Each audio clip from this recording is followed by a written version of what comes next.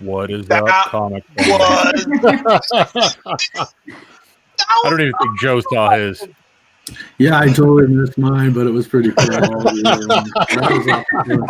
was like, oh yeah, he said pay attention. Dude, yours was great. You'll have to see it. That was right. That's off to you, my man. Dang. Might be better. That was impressive. That was impressive. CryptoComics Nation, what's everybody doing out there? Oh, wow. He's doing the look. Oh, We're starting the stream out this way. I don't know. You're the one in charge of this stream. I'm just playing along. You're going to regret doing that. Can we put Fry in charge? Oh, boy. Well, wait. All right, let's have some fun, ladies and gentlemen. You're joking. Well, All right. We've got a big group of people here with us, Bri. What's going on tonight? Well, we had a few questions about our team, and a few people actually made the weird understanding that the team assumption. was It's called an assumption. Assumption. Thank you. Yes, thank you. I like that word. You're welcome. Normally, Lindsay is the one that gives me words. She'll tell me how to spell it because I'm not sure. Yeah. She'll just say that I put it on Facebook wrong, and then I'll have to explain to her that it was Matt that put it on Facebook. Said I'm sorry about that. But I'll wait until 3 hours after she's yelled at me to do it. So we wanted to do a stream where we focus on our team. We've done a stream before where we focus on the different fans of the marketplace and the different community members. We wanted to make sure that people understood that there are a whole lot of people behind the scenes that make CryptoComics work and make all the excellent and rad software that you see, that handle the logistics of all the swag and the shirts and stuff that people are able to win, the technology that's behind blockchain and sidechain and everything else that's going on with the system, and and Joe and his beard, because we need to make sure that some focus is placed on this beard. It is excellent, ladies and gentlemen, and I want it documented. It's getting a little carried away. I love that white. I love the color. The color that you have is fabulous. My face turning from white to red like that. Is that what you're saying? It happened. Yeah. No, yeah, it's getting pretty crazy, I guess. I don't know. I'm just gonna let it go though. It works for now. That's what I want to do. In a small town, nobody looks at you funny, but in a big city, they think you might be a bum.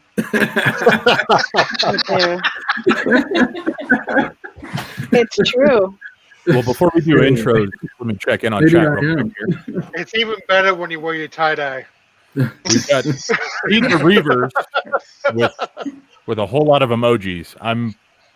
I'm too old to try to even start attempting to pronounce emojis. So I know one. That's it. This one? Yeah. I don't even do that right. Look at that. That's not even close to accurate. Wait. There we go. We love you, CryptoComics Nation. We love you. David just did it perfectly, and he didn't even try. How frequently do you do that every day, David? Can you do that just like on demand? Boom, go. Amy's got it. Oh, right there, right over the CryptoComics. Oh, nice! Yeah, right on the logo. That was awesome. There you go. That's Jenny why you're around. Jenny comes in for chat saying, "My son says David looks like Tony Stark. Your son is not wrong." I am raising my kids right. We had a Tony Stark working for us. Well, we got Leslie in chat coming from Facebook saying, "Hey everyone, hey Leslie." Hey Leslie. What's up? So let's go ahead and do intros real quick because we've already got a few questions popping up in chat, and I want to make sure we can get over to them. But I want to do intros first. Jared, what do you think? I think that's great. Would you like me to take it away? Take it away, my friend. All right. So first, let's start with the ladies. And let's start with Lindsay. Whoops, sorry. Lindsay. All right, I'll start. I'm Lindsay, and I am the marketing director, sometimes also referred to as the vice president or the grammar police, as Andrew likes to call me. M. Scott Russell added that to the video. I had nothing to do with it. I didn't even know you were making the video until. Sure. Now you're just going to blame everything on Matt because one time I yelled at you when it was really Matt's fault. If I have a scapegoat, I'm using it. I don't know what else you guys want me to. Okay, that's good. Right on. Hey, thank you, Lindsay. Okay. Thank you. Next, we have Amy. Amy, would you please introduce yourself? Hi, I'm Amy. I do the logistics. Yeah, I'm above you, Fry. Hi, Fry. Okay. Yeah, I do the logistics, so I'm the one who's like shipping out the shirts and stuff. So. Excellent. Oh, we love you. We love you. Also does order management and inventory, which is just as difficult. I know because on top of that, she holds down a job. Aside from that job, and I deal with that another guy full-time job a lot. You deserve a vacation, girl. I love All how he's not expenses paying paid. attention again. He's Oh not no, he's very busy trying to get this stuff done. So. All right. Next, we have. Wait, Ben. Tell us about you, Ben. Well, I'm a developer. I'm the super genius of everything. We haven't taken a vote on this name yet. 1 million. Yeah. Anyways, I develop a lot of the modules and stuff for CryptoComics, and so does David. He's the main lead on that, but I come in and do a lot of the bug fixing mainly. That's why the super genius. Yeah, You're like David's special forces unit. Yeah, that's right. Ben's our front end development. Let's take it to the commander in chief, David. Please introduce yourself. I'm the lead developer on CryptoComics. I've written most of the code for it, and write the glue code that connects all the stuff that everybody else has written for CryptoComics together. And now, anybody who has enjoyed that reader, this is the man. You can all be thanking right now because he has made the most incredible reader. I'd like to say on the internet, maybe in the solar system. We're not sure yet. It ain't done yet. We'll find out. We're very, very proud of that system. I believe we do have one of the best readers. It's not only frankly, and I have to say this, Amazon's reader is complicated. It's nice, but it's complicated.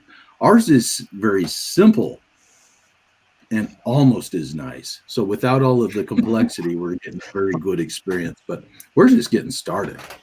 So thank you, David. Yes, very much so. Now, Joe, please introduce yourself. Oh goodness, the madman with the plan. No, little bit of clown makeup. Yeah. So right. I missed the intro, so I don't know. I have a feeling it was don't worry, he didn't do that. Probably about the stuff that won't go away that's hanging from my face. I don't think the beard was mentioned. Oh well. No, it wasn't. It wasn't. Yeah, I'm being presumptuous, I suppose. So. I'm Joe Frazier. I'm the CEO of Apogee Invent. We're a software business. We've been in business for about 16, 17 years. Been writing software, doing all kinds of systems, and doing what we love. Probably about 3 years ago or so, we called up Jared and said, "Hey, you guys have been wanting to make a comic system. I really dig the idea you guys are doing, but let's figure out maybe a way to spin it that we could maybe do something with blockchain technology." So, many headaches later and lots of fun. Here we are today. We're getting very close, very, very close. So it's pretty exciting. So I'm not the best at probably introducing myself. I suppose it always makes me kind of shy, but I don't know. You've done a great job thus far, Joe. But there you go, I suppose. This is part of our team. Now we had a lot of people on the intro video that weren't able to make it tonight. So, Fry, did you want to do an honorable mention, or are we moving on to questions? No, they had their chance. Yeah, of course I want to do it. Yeah, so let's see. We've got Dwight Cowboy. Awesome dude. He is, I guess, our marketing manager. I don't know. We don't really hold on to titles that tightly around here. So he's basically everywhere. So been at a convention. I was going to say he puts his face out there on purpose. he's all over the place. And I just want to say thank you, Dwight, for putting your face out there, because if it wasn't for that, people would probably see me or Jared or M. Scott Russell. Nice face. And we'd be out of I business. try to this is not a face that's going to sell the company. You know what I mean? Let's be realistic.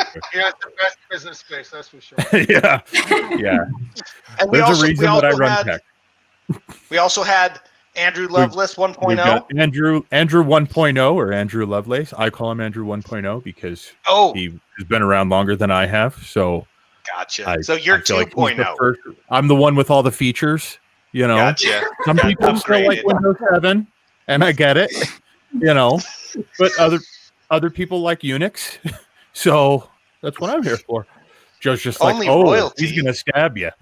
Yeah, so he'll probably beat me to death for that if he watches the stream. So he might.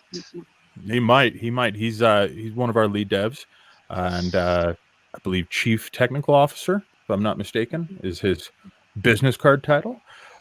We've also got John. I'm not even going to try to pronounce his last name because Agbiani. I always butcher. One of the coolest dudes I've ever had the privilege of meeting. Super cool guy. Yeah, he's a very, very cool guy. He really is. Yeah, he would be Chief Software, I believe. Chief of Software. Titles. He's software engineer. Yeah. Software engineer. We need to give you that employee handbook again, don't we? No, dude, I memorize these off of making business cards, and then I don't ever refer to anybody by their title again. But yeah, we've got a hell of a team. We've got Kevin Cunningham. He's our Chief Financial Officer. We've got, so many people behind the scenes, and a whole lot of other developers that have pitched in here and there. We've got Philip. We've got Jason. We've got, all these guys, and it's a cool environment. It's a giant family, and unfortunately, the people that just watch our streams tend to think that it's just the three of us, and we just wanted to make sure that everyone knows that we're not alone. Thank God. We're backed by superheroes. Yeah. Yep. Yeah. I like us, to call we'd be in them trouble. ninjas because they work in the shadows. Unless you can speak multiple languages, when you're looking at what they're doing, it's really hard to understand what's happening. But these incredible people put things together that become just intelligent, like the marketplace, an intelligent structure that's going to allow people to commerce together and directly help each other and communicate with each other. And it's incredible to think that this is being brought into reality by these great people we work with. That's such an incredible perspective for people to understand. Yep. Also, you're short there, Jared, because of the fact that you're the Acme brick tester. You break everything. Mr. Bug Magnet. Yeah, he'll break it even if there's nothing wrong with it. Well, and that's the thing. So Bug Magnet. So a lot of developers, when they're developing, as things progress, things tend to affect things, and it's called a bug. But there's one thing that people don't realize, and that is we are bugs too, because it's the way that we do things that can actually affect something that was built, because it was built to work a certain way, right? Right, guys? Yeah, actually, you sound like you know what you're talking about. So the whole idea of the bug magnet is they take me because I'm so not sure like what's going on, and they're like, Jared, go in there and try and do this, and I'm like, okay, and I come back and I'm like, oh man, I don't know what happened. They're like, oh, you definitely did it weird. We're not used to somebody like you. Right. And then they fix it and make it awesome. Because I have the greatest team in the whole world. They make me look good. They do. No, I'm just kidding. So I want to turn the mirror around for just a second, you guys, because as you guys all know very well, dealing with like the social aspect of the business isn't my favorite part. I'm more of an engineer. I consider myself an inventor, not a marshaller, so on and so forth. But you guys fill a very important role of our company. I feel like there are a lot of people behind the scenes. There really are. And I'm very grateful for all of the people on our team. But I'm also very grateful for the people that like you guys, because I feel like what you're doing is, at least I feel, you're taking the spirit that's within our company and you're building a community by taking that spirit and growing the CryptoComics community with it. I feel that. Thank you. Yeah. Well, I thank you. Well, no, we're doing that because that's a really important thing, though. You know, this team that we have, you know, David, Ben, Dwight, you know, Amy, Lindsay.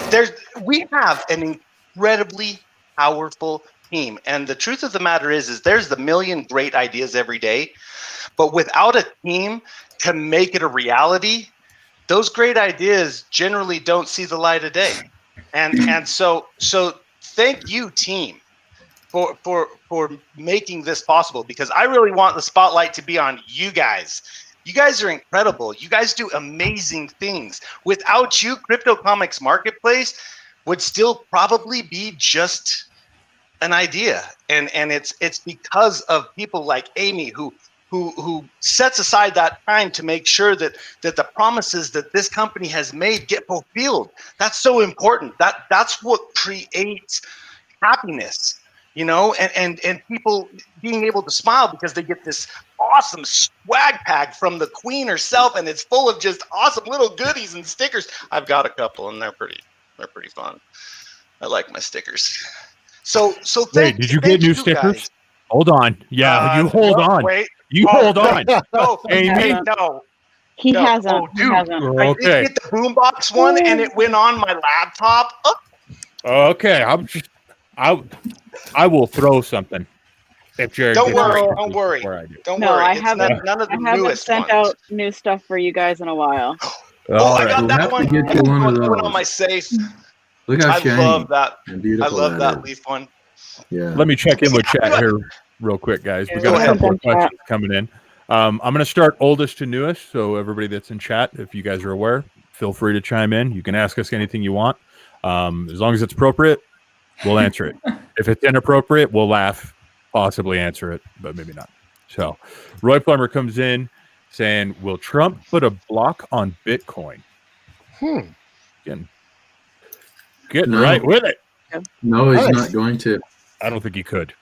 Yeah, I don't think so. The fact of the matter is the banks have a lot of power, and they're already getting into Bitcoin and all of that, especially Bitcoin and Ethereum.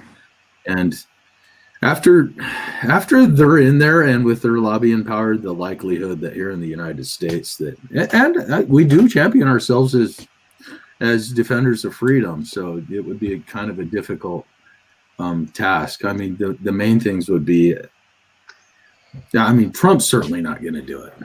It's too late for that. He could do like an executive order that immediately get turned around, but yeah, forget about that. I think cryptocurrency is here to stay. I mean, you probably don't need me to tell you that. You go read it out for a little bit, and you're going to be realizing that. Now, I will say in some countries where they really clamp down on control, you know, it's kind of like oil and water. They will probably push Bitcoin out of some areas, but it also might cause those areas to take advantage of like a under market, black market, if you will, of Bitcoin or whatnot, because it's probably going to get used. And the more and more it gets used to buy international things, whatnot, and actually buy stuff being used as a currency, not just to store value, which maybe Bitcoin Cash might do better about that. But I'm hoping for more and more improvements on the Bitcoin blockchain myself, mainnet. But as it does that, and as it gets used for buying stuff, it's going to be probably the best way to buy stuff internationally. I mean, that's one of the huge benefits of CryptoComics, frankly, is that the currency is the same for all of us. Well, and speaking of which, Amy here is actually a creator inside of CryptoComics, and we know for sure that one of her books has actually been shown inside of a classroom in South Africa, which is pretty cool. What? I mean, oh, surprise.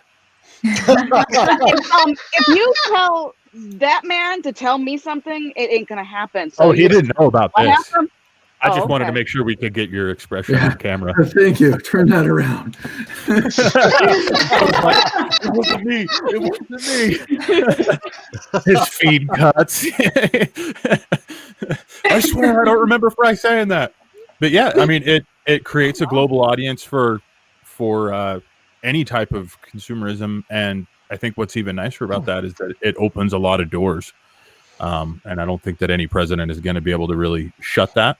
But I do want to take his anti-crypto tweets and frame them and hang them up in our office, because I think it'd be hilarious. I do think that they could pass some laws regarding that if they wanted to, but it would be very difficult technically for them to shut it down.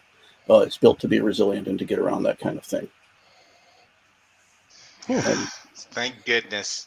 I think Exactly, what he was yeah. doing. This is Beautiful what I point. think was going on. You guys want to hear a little bit of conspiracy It's a theory? This is what was conspiracy. really going on. Yep. This is what was really going on. Okay, I so knew this was what coming. happened is Trump was trying to beat down the value so that he could buy in low before it went high. That's exactly what was going on. He was trying to beat down the value so he could buy in low before it went high. He got, you know what I'm saying? He should have been You paying know what? attention. That's not a terrible point. Somebody in a position. You heard it here first, Bry. Right? Somebody in a position to affect the value of a security like that by, disseminating media, whatever. They literally could take advantage of their position and dog on a price of some sort of commodity or security, and then, scoop that up when they know that it's been depressed. That's anyway. That's You heard it here that I first. believe has happened. If you Everyone. want to talk about conspiracy. I know it's going to be on Facebook tomorrow. There's going to be somebody saying that, like, a crypto company confirmed that Trump was doing all this. We'll be like, Let's oh, move on from this, guys. Just Oh, yeah, to be yeah. clear, Here. I feel like Trump would have invested in Dogecoin. Hey, doggies are cute. I've got some. See? I'm not saying anything bad. Dominic on Facebook asks, so is now when I should ask who makes the badges? Well, Well- you're just making one while we were talking. David was, I should say. I will That's say right. that So David made the badge system, and Yes, David. That was the no, greatest. actually, that thing rocks. I love it. actually, two things. John, I believe, made the achievement system that the badge system's built on top of. Oh, really? Yeah, See, this is why it's this an team example. is so dynamic. yeah, it's an example. I mean, almost everything you look at has had every one of our developers' hands in it. except for Fry. I mean, when you go to Fry's not a CryptoComics, developer, you told me so you're going to yourself. see a lot of what, obviously, what David's done, for sure. He's definitely the main developer there. But our whole system, all throughout, even from the login page to little key on the bottom sometimes that I think everybody tries to get rid of. But Guilty. been around for a long time. Yeah. So there's a lot of code there that's been touched by a lot of developers, designers. Anyway. Well, it's been touched by and it's been refined and it's been turned into something incredible. I mean, David is definitely the man who is the Picasso, if you will, that's orchestrated and brought everything together. And I'm speaking in terms of people who don't understand development. But he also had these awesome points that he could jump off of because of the power of Apogee, because of what Apogee brings to the table in such a dynamic team, in such a dynamic product. You guys have a product base, a core that you work with that gives you extreme value and extreme power. And so David, taking nothing away from him, but he has these jump off points. And not only that, because it's mathematics and it's equations and figuring out problems and things like that, he has people he can go to. And so he's empowered, which I think is one of the most incredible things about the whole Apogee paradigm is it is an empowering structure from the very core. So and back to the question, and thank you, Jared. Back to the question a little bit. Matt, he makes a lot of the graphics. Obviously, Fry makes a lot of the graphics. Lindsay sometimes I think writes up some of the text and whatnot for some of them. It actually is really quite a coordinated contribution. Sometimes I enter him in the system. Sometimes Fry does. Most of us are capable of making it, but usually it's a team effort. Well, the badge for tonight, I believe, got put in the system by you, right, David? Yeah, about. Let's let you give it away. 10 minutes ago, while I was looking kind of distracted. Oh, you want to do it right now, or? You're so ninja. He's like, I don't want to do it. The badges now. Oh wait! What? We got badge coming. Badge coming on deck now. Okay, everybody get ready. Let's let David do it. Let's let him enjoy it. Okay, yeah. David. Just a minute. I'm not ready. Hold on. Go ahead. Just a second. You got it. Just give me 1 minute. David's all confused. Don't worry, David. This happens every time. If we had Chad Harden on the stream, he would tell everyone to stop what they were doing. That's just the way it happens. Everybody loves it. We're ready. We are ready. Oh, I give away the code, don't I? That's what everyone's waiting for. The code is CryptoComics Rocks. It's one word. One word. CryptoComics Rocks. Ta-da! It's awesome. I love these things. Heck. All right. And if you missed it, that means you're going to have to rewatch the video. Yep. Hopefully Chad will forgive you for that awesome badge that you made. That's pretty awesome. I hope he forgives you for it, though. He's such a cool guy, Chad Harden. Oh, he loved it. Chad, yeah, he's got a good sense of humor.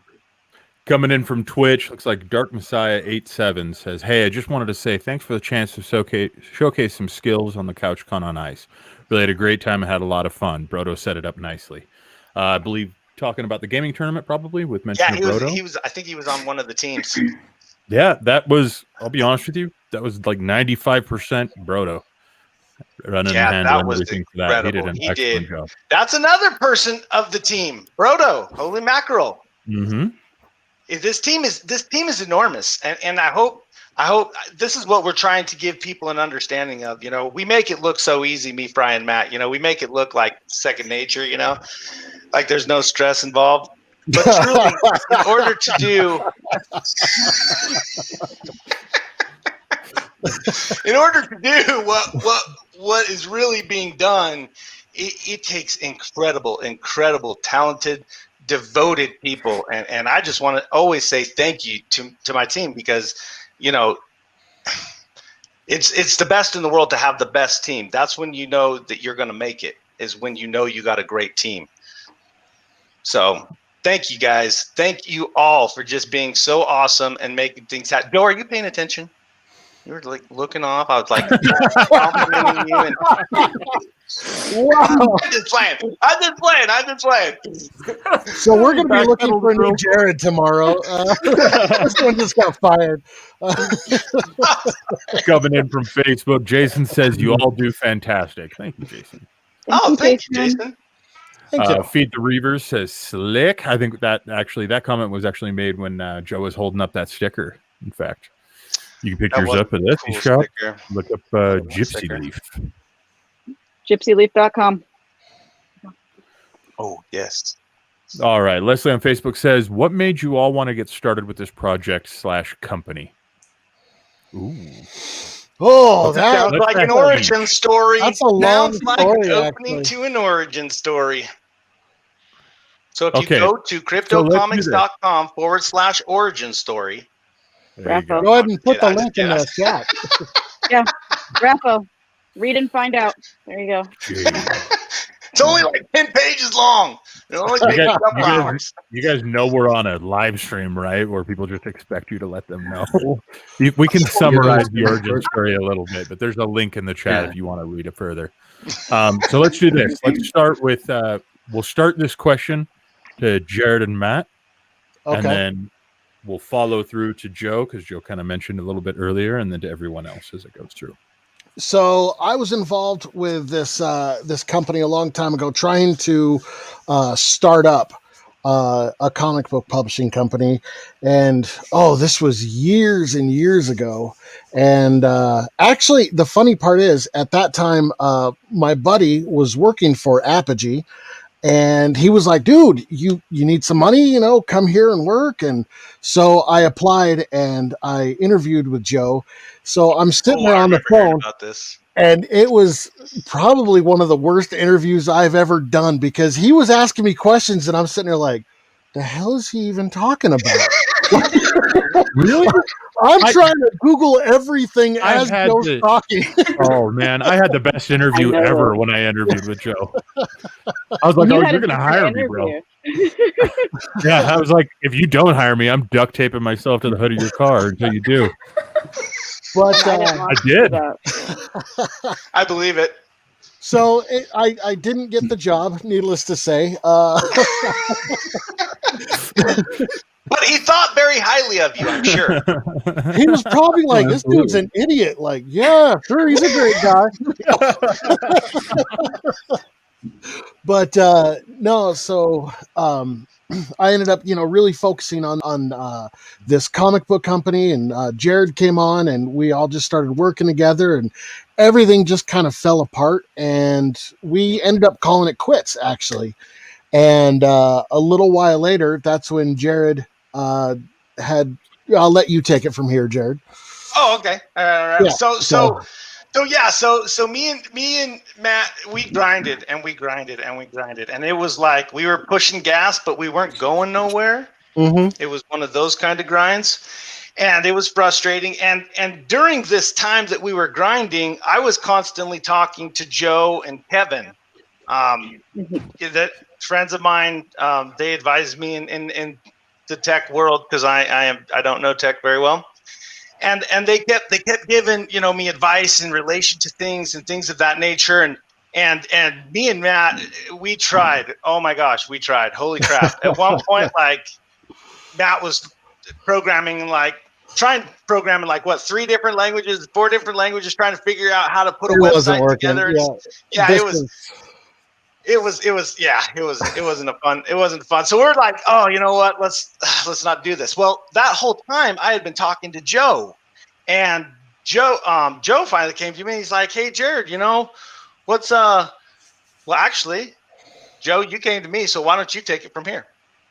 Well, for probably a year and a half, Jared telling me about this comic books thing he's doing with Matt. He wanted us to build the software for it. And I gave him a kind of an estimate. I think it was like around like $60,000, $70,000 for MVP. And frankly, it was too low of an estimate. I know that for sure.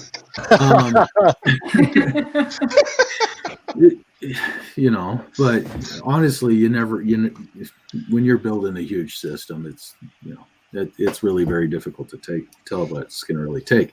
Anyway, so I essentially engineered him up or outlined his project plan and all of that stuff over time.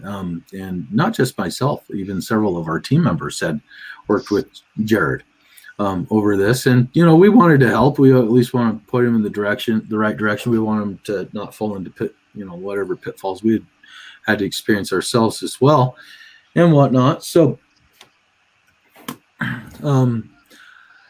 in the meantime, and I've always had a love for comic books. Not like I'm not like an aficionado where I know all of the detail of everything or anything like that. But I love to read them, and I've read a lot.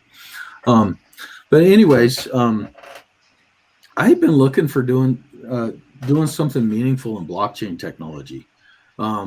There's a lot of companies who just want to make a buck, and the technology itself can be used for so much more.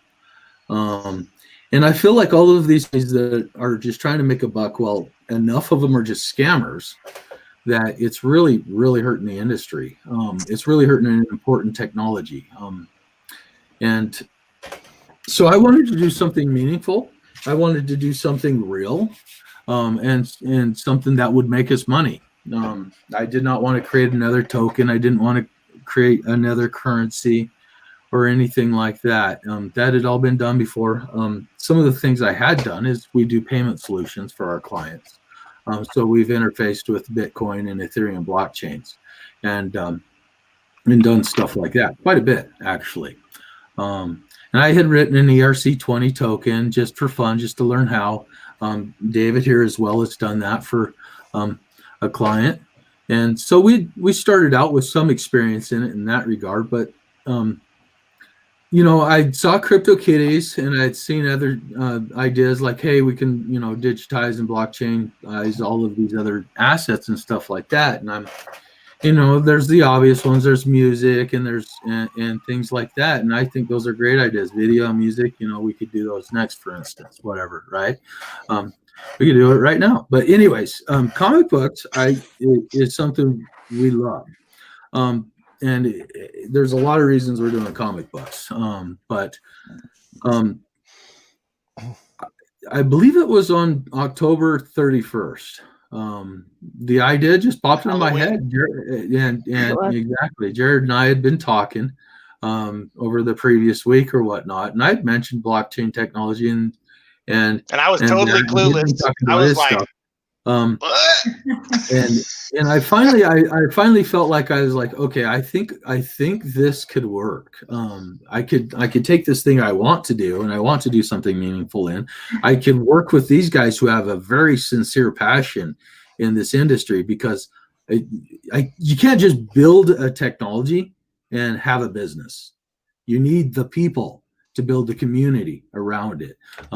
You just can't build it and magically expect it to be successful. I needed people like Matt and Jared to build this. Isn't the field of dreams? So, what was that? I said, this isn't a field of dreams? No, field of, yeah, right. The field of dreams fallacy. That's something I've been saying forever. Right? I've always hated that statement. Always have hated that statement. Well, yeah, right. And you probably heard this from Jared and stuff like that. I've said it in Apogee since day one, is we had clients that would come to us that would just expect us to build something. And it got frustrating after about the third time building a system for a client and realizing they didn't really have any plan to make it a successful business. I spent all of that time building that software, and there it sit. And frankly, most of the time, they were pressuring me, riding me the whole time to build it as fast as I could. And there it sits. And that's because they all think that if you build it, the people will come, and it doesn't work that way. That literally came from that process. And that's when I started saying that to Beto. That's before me and you had ever met, Jared. Yeah.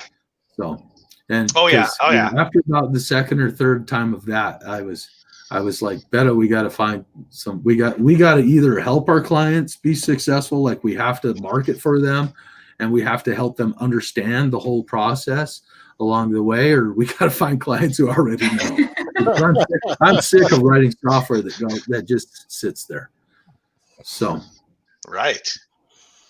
That's that. Anyways, so so I called up Jared and I was like, hey, I have this idea, we could maybe do this together. And, so here we are. I mean, there's 3 years later. Wait, is that 3 years? Just about that. Yeah. Yeah. We've been working on this for a long time. Yeah. Oh, this has been an incredible journey. Well, then we're just getting started. It takes a long time to get a flywheel spinning. So well, and I would like to point out. So after that happened, after we decided, we're gonna do this. We're gonna come together and we're gonna do this.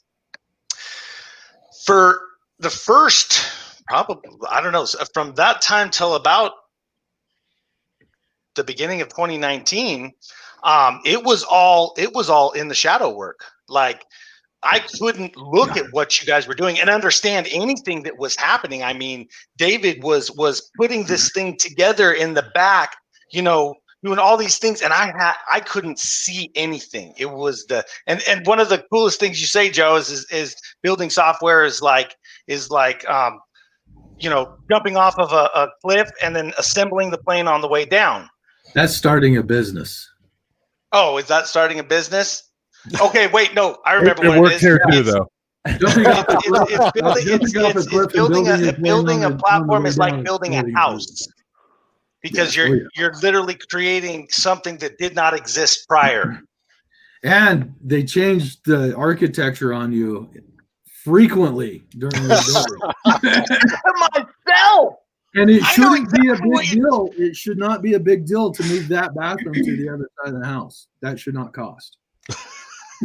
Well, it shouldn't. I agree with you until you have to do it, and then you're like, but you already built that over there. It's connected. And I was just like, but self, it doesn't matter. I need it over there, so don't charge me for it. And I was like, no, I'm going to have to charge you for it, Jared. And I'm like, no, don't charge me for it, Jared.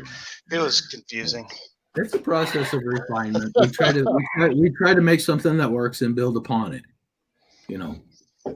So and that's what Apogee has is they've successfully built things, and so they're always building on top of what they've built, right? I mean, most of the time we build new stuff. Is code a refinement type thing? As you're developing, you create something, but then you get into a refinement aspect, right? Where you're like making it work better, more often. Like refactor it so that you can read it the next time you come back to it. All kinds of things. Mm-hmm. Mm-hmm. Okay. Yeah. So I remember that first about what would be a year and some months. I couldn't see anything. I couldn't visualize anything. I was like, oh my gosh, this is the scariest thing I've ever been into. I don't even know what we're doing. And then all of a sudden, boom, David showed us the first peek into the back. It was awesome. You had a logo. Well, yeah, the logo came first, I think. The logo was developed by the two people that created my two favorite logos. The logo did not come before David's work. That's not true. It didn't, did it? So now we got to turn the story over to David. Yep. Hey, David. David, you're muted. Naturally. Let's do it live. There you go. I'll just back up a little bit and say I had been downsized out of an extremely large corporation and was looking for a much smaller place to work with and brought me to Apogee. And I've been working here for a short time on the main code base when they said, hey, you want to work with comics? I said, is this going to make everybody else mad that I'm calling into the development meeting every day and talking about comics and stuff? And sometimes it does. Probably, but makes us all jelly.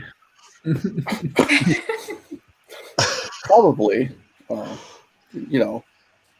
it's and they, since I had been done some blockchain work and designed a ER 2026 token.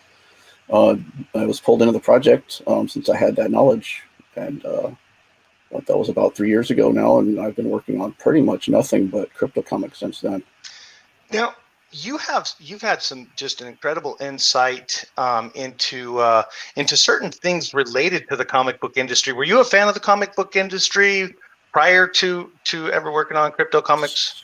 Sort of. I was into comics as a kid. My dad had a large collection of cool stuff from like the 1940s and 50s, old X-Men stuff that I had been able to read through, but never really considered, one of my main interests. But it was good to have that experience and be familiar with all that stuff. And I did actually get into, dumb stuff like Teenage Mutant Ninja Turtles and Usagi Yojimbo when I was in like pre-high school. So good stuff. That's fun. That's fantastic. And then Ben, you're also doing development. So where did we rope you in? Do you remember? Fan X, dude. I know it was before Fan X. Well, I mean, in the company in Yeah. general. You guys know I started with Apogee in 2017. So with you guys, it took me second try for you guys to hire me. You know how Wait a big minute. Joe It is. did? That's great. Yeah. I was afraid that I wasn't going to get hired by you guys at first, because I was more of a. I was like, I'm not a very good. I don't do very well at any kind of interview or anything like that. So, but Fry's like, oh, we need someone that knows responsive design, and that's when you guys called me back for a second interview. And I don't think I have ever looked back on it and said, this was a bad decision. No, I never said that. Give us another week of these streams. I promise I'll make sure that. But after talking to Fry for a couple of times, maybe it was a bad decision, because Fry's always I'm like, hey Ben, I know it's 2 a.m., but I got an issue. Fry's always, you gotta do this. Make it work is what Fry's always saying. And you do. And he does. And you do. You guys are incredible. You guys make things work, and not just work, but really work. Work in a way that makes it easier for people to accomplish things. This marketplace is revolutionary in a reinventing of an industry way because of super bad A ninjas like yourself. If I can't figure it out, I call him. If he can't figure it out, he calls Andrew and John, I believe. And if they can't figure it out, it can't be figured out. When did he go to Joe? Build something new. If they can't figure it out, it's time to build something new. So they get it figured out one way or another. Yeah, they get it figured out. I will say we mentioned FanX, and Ben literally sat at a FanX booth. For anybody watching that's not familiar, FanX is a convention, very large convention in Salt Lake City, Utah. And Ben sat in the booth on his laptop at the back of our booth writing code because we had the site actually go down while we were at the convention. None of us could work on it. Now, wait a minute. There was something specific to this. So we got to this is, if I'm not mistaken, we got to the convention and we launched the site that night of the convention. We were up until like 4 o'clock in the morning, all working on it. And then we were like, next morning, oh my gosh, it was. I remember that. This is where Lindsay comes in, because Ben was sitting there and we were trying to push stuff out onto social media saying, all right, the site's up, the site's ready. And I remember the first thing we wrote had the worst typo ever going across. You couldn't even tell. The sentence structure was awful. And I remember I just looked over at Joe and I was like, we probably shouldn't be in charge of writing anything. And he was just like, get Lindsay right now. 3 o'clock in the morning. Yeah, I don't think Joe brought Lindsay into the fold then, though. If I remember correctly. I mean, she did a couple of edits, But she didn't come in and like actually make our message known until after the second FanX, wasn't it? Well, let's ask her. Yeah, let's find out. Lindsay! Huh? Yes. So I maybe vaguely recall that story. I remember you launching it at like going to FanX. I remember hearing about that and just, but yes, I remember that, and Still pulled it off. I like every once in a while you guys would like come to me with like questions, and I would help a little, but I was busy with other projects, and I'd been working with Apogee for almost 13 years now, and so I was doing marketing and other things, and so but I could as I talked to you guys a little bit more and like maybe helped out with like things here and there, and just like helping Jared kind of fine tune the origin story. And trying to give him a little bit of help with the emails and guidance and stuff. I don't know. I started to see like how passionate you guys were and how excited you were about it. And I mean, it's fun. It's just so much fun to do marketing for. So yeah, I started like a little bit more and a little bit more, and now all of a sudden I realize I'm just like sucked into CryptoComics a lot. They got me. Thank you, Joe. Thank you for being Lindsay on the team. She actually makes us look good by making sure that our spelling is on and our sentence structure is right. Then she writes things. If you see something like and it says something really nice and you're like, wow, that just reads beautifully, chances are she wrote it. There's no chances. we know. Yeah. We know. And then with that being said, it was right at that same time at FanX that Amy got roped in as well. And I'm saying roped in because we didn't even give Amy a choice. No, I don't think she did get one. No, and it was actually, I will correct you. I was roped in on October 31st when Joe made that phone call to Jared. Actually, I was roped in before that because probably before that, because I talked to her all that before I planning talked work to went Jared. through me before it ever even went to Jared. Yep. There's the approval, everyone. Boom, right there. Give it to the boss. Darn No, Skippy. it's not approval. Even Joe has to ask for The swag. sounding board. No, yeah. No, ask for swag, actually. I have to make my own. So I've been around from the very beginning, and no one really even knows everything. Joe, I'm his sounding board, so a lot of that creative process happens in front of me. I have no clue whatever he's actually writing on that screen, because you developers are all magicians to me. I don't know. I make Bob. That's all I do. Just remember that magicians need to get their inspiration too. And really what you were more than a sounding board or chord was you were inspiration for Joe. As your majestic presence sat there and he spoke to you about these things and you gave him that ability to work back and forth. He was able to come up with this plan, but the plan was inspired by you. Thank you, Amy. Thank you. Yeah. Thank you. Yeah. Anyways, thank you. Yeah. As Fry said, I never really had a chance to. I don't even get roped in. I just get handed stuff and say, here, this needs to be done. And I was like, yeah, someone needs to take care of shirts because, Brian ain't doing it.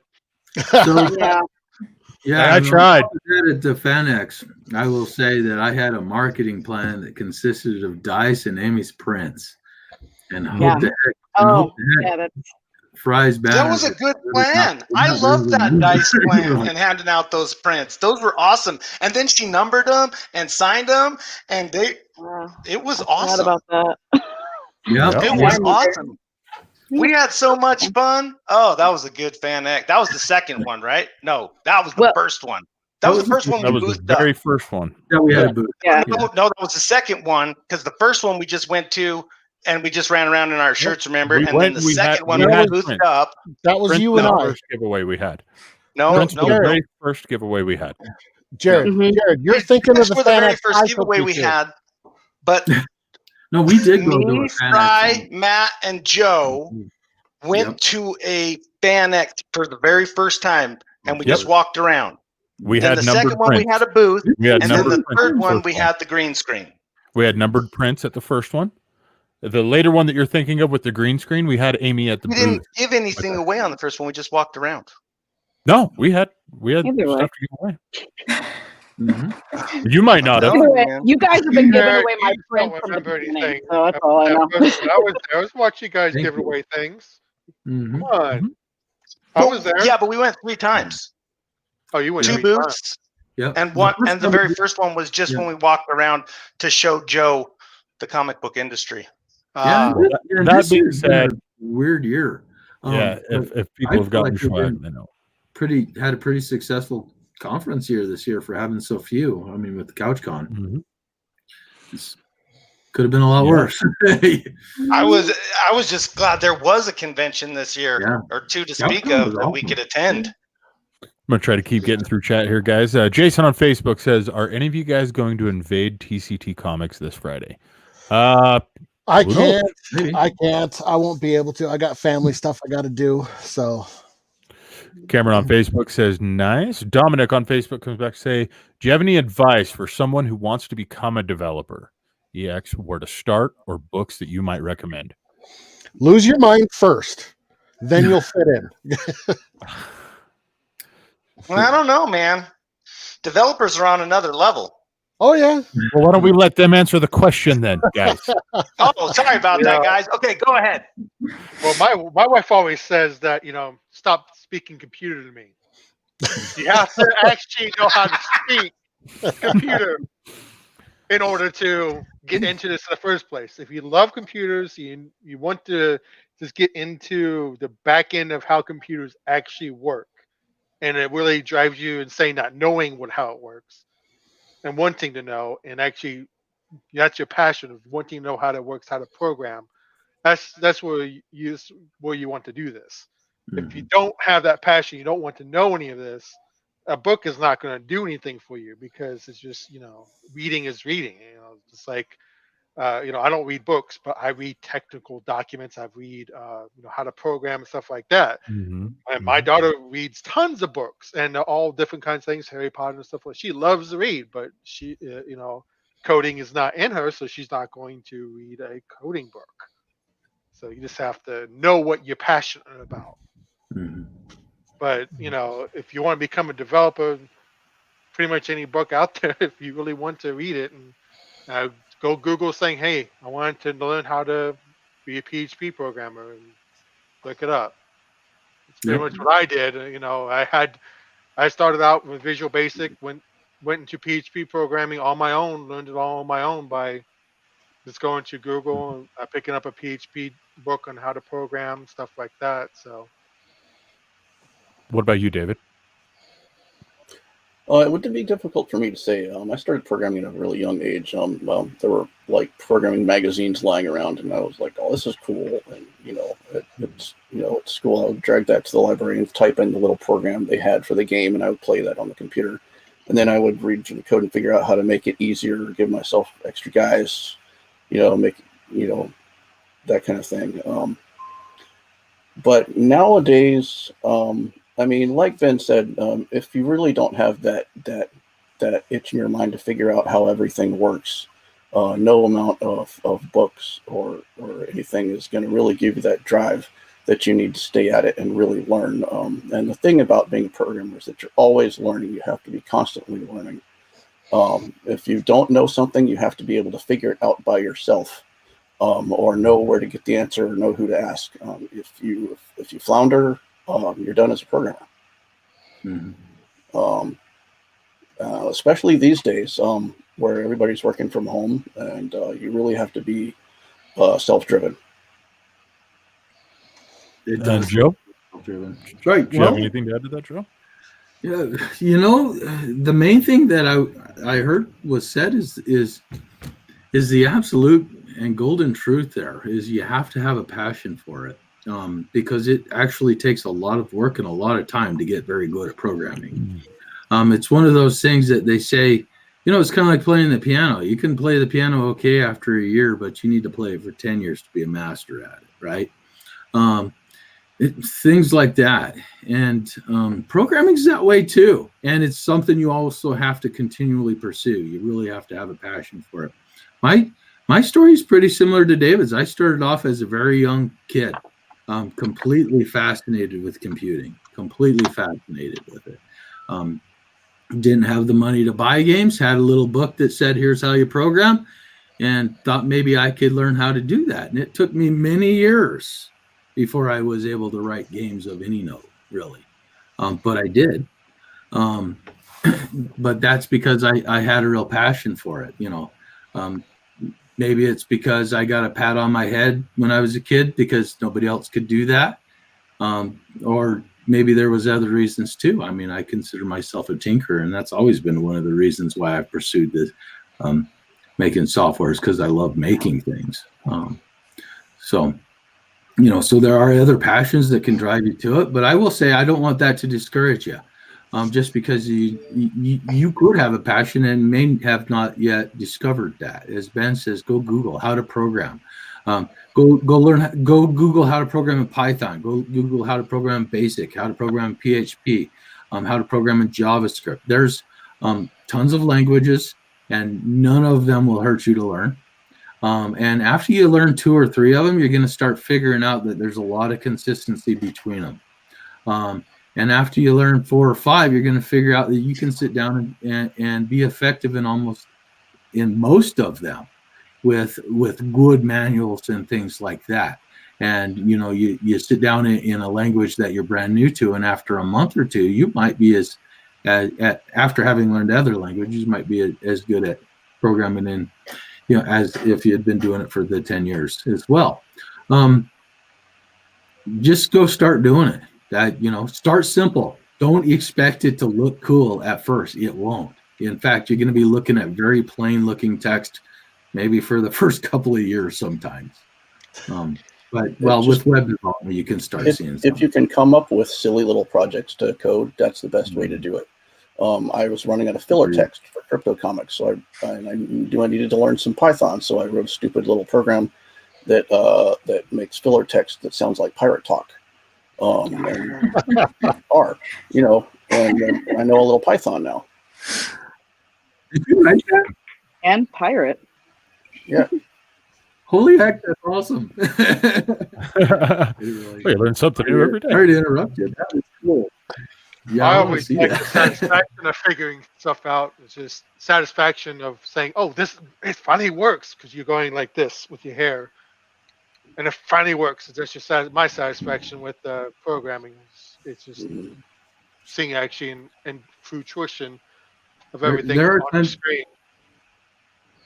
So, I just want to say I like it when you guys program things that work as well. Yeah, it makes me very happy. Yeah. Coming back in from Twitch, Messiah87 says, actually, me and my teammates won. I think going back to earlier, had mentioned Brodo. So if you look over my left shoulder, there's a bunch of gold stuff. It's actually one of those is your trophy. So congratulations for winning. Congratulations, Dark Messiah. Thanks for joining it. And we will get them shipped out as soon as M. Scott Russell down there finishes the last of the bases. Oh, they're done. I just got to mail them off. Cold out. Get them to logistics. I will send them to you, Amy. I promise. I promise. I think the best thing I ever saw that gave me a true understanding of what development was like was a video that David shared, where it started out with really awesome music and all these codes flying and all these different screens and the music. You're just like, yeah, this is awesome. And then all of a sudden, do you have that video on hand by chance, David? I don't know if it was stream appropriate. So no, it probably wasn't. No. Oh, it wasn't. Oh, but then at the end, it switches and it's this guy just plugging in a couple of things and then going to Google trying to find it and swearing about no music, no suspense.